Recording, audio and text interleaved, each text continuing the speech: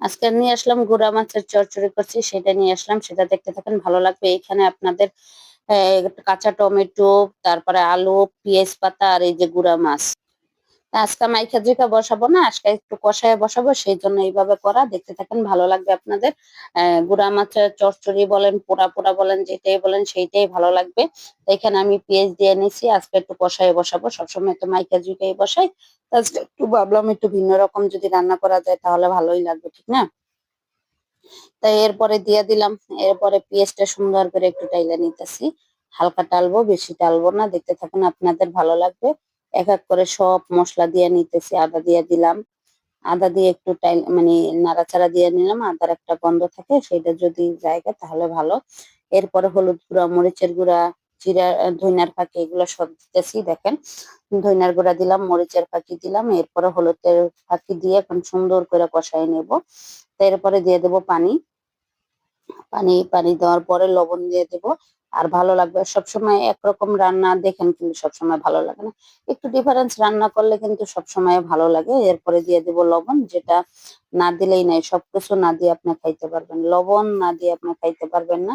সেই জন্য এখন লবণ দিয়ে সুন্দর করে কষাই নিতেছি। দেখেন কষানোর কালারটা কি সুন্দর, অসাধারণ একটা কালার আছে দেখার মতো। তাই এখানে দিয়ে দিলাম আমি আপনার টমেটো দিয়ে দিলাম। এরপরে দিয়ে দিলাম আলু।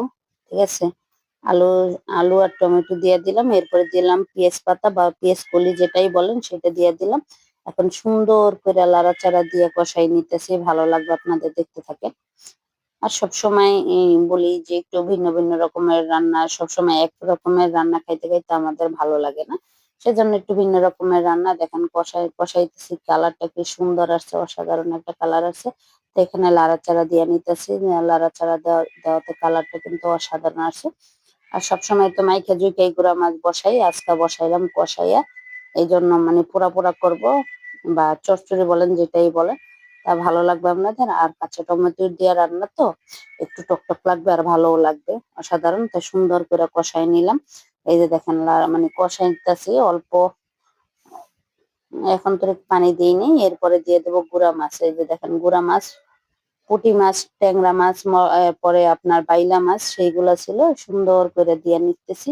দেখেন আপনাদের ভালো লাগবে। আর কে কে পছন্দ করেন গুঁড়া মাছের তরকারি, কমেন্টে জানাবেন। ভালো লাগলে লাইক কমেন্ট শেয়ার দিয়ে পাশে থাকবেন। অল্প একটু বানিয়ে দিলাম। দেখেন, যেহেতু মাছটা দিচ্ছি, আলু তো নতুন আলু তো সিদ্ধ তো হয়েই যায়, এই জন্য মানে খালি মাছটা একটু সিদ্ধ হওয়ার জন্য এই পানিটা দেওয়া। আর পানিটা যদি যদি মাছ না দিতাম তাহলে পানি না দিলেও চলতো, যেহেতু মাছ দিচ্ছে। এখন আস্তে ধীরে লাড়াচাড়া দেওয়া হবে, কেন না মাছ নালে ভেঙে যাবে। ঠিক আছে, এই জন্য আস্তে আস্তে লাড়া দিতেছি। দেখতে থাকেন, আপনাদের ভালো লাগবে। আর এই যে দেখেন কি সুন্দর হয়ে আসছে, আর ঘ্রাণটা যে আসতেছে না, অসাধারণ একটা ঘ্রাণ আসতেছে। ঠিক আছে, দেখার মতো। তো এরপরে দিয়ে দিলাম, আমার কিন্তু মানে রান্না প্রায় হয়ে আসছে। এখানে দিয়ে দিলাম ধইনা পাতা। আর শীতকালের মধ্যে যদি যে কোনো তরকারির মধ্যে ধইনা পাতা দেওয়া যায় অসাধারণ। সেটা মাছ, যদি মাছও না হয়, শুধু আলুর তরকারি বা যে কোনো তরকারি, ধইনা পাতাটা দিলে সুন্দর একটা ঘ্রাণ আসে, অসাধারণ। এই যে দেখেন আমার রান্না কিন্তু প্রায় হয়ে আসছে, অসাধারণ রান্না। আস্তে আস্তে লাড়া দিই, কেননা লাড়া যদি না দিই তাহলে কিন্তু নিচে লাইগা যাইবো, আবার এইদিকে পানিটাও শুকাবে না। এই জন্য আস্তে আস্তে লাড়া দিতেছি, যাতে পানিটা নিচের দিকে জায়গা।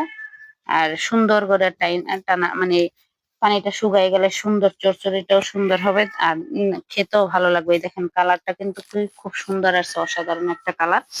আর এখন দেখেন কালারটা কি সুন্দর। আর পানি কিন্তু ঝোল কিন্তু শুকাই যাইতেছে। ঠিক আছে, ঝোল শুকাই যাওয়ার পরে কিন্তু নামাই নেবো। আর দেখেন এই তরকারিটা কে কে পছন্দ করেন কমেন্টে জানাবেন। আর যদি ভালো লাগে লাইক কমেন্ট শেয়ার দিবেন। এই যে দেখেন লাড়াচাড়া দিতেছি, ঝোল কিন্তু শুকাই গেছে গা। ঝোল শুকাই গেছে গা, এখন কিন্তু আরো লাইগা দেওয়ার পালা। এখন আস্তে ধীরে লাড়াচাড়া দিতেছি, যাতে আমার মাছগুলা না ভাঙ্গে, তরিত মানে আলুটাও ভাঙ্গে না। এই জন্য আস্তে ধীরে লাড়াচাড়া দিয়ে লইলাম। রান্না কিন্তু আমার কমপ্লিট হয়ে গেছে। যদি আমার রান্নাটা ভালো লাগে লাইক কমেন্ট শেয়ার দিয়ে পাশে থাকবেন। আর কে কে এই তরকারিটা, গুঁড়ো মাছের তরকারিটা খেয়েছেন, চচ্চড়ি বলেন আর পোড়া পোলা বলেন, কমেন্ট করে জানাবেন। ভালো থাকবেন, আল্লাহ হাফেজ। কি করবো শেষ আছে। হ্যাঁ, এটা আছে। এইটা বেগুনি না, এইটাও বেগুনি, তাই মিলে না। মিলছে না, তাই খাইতেছে।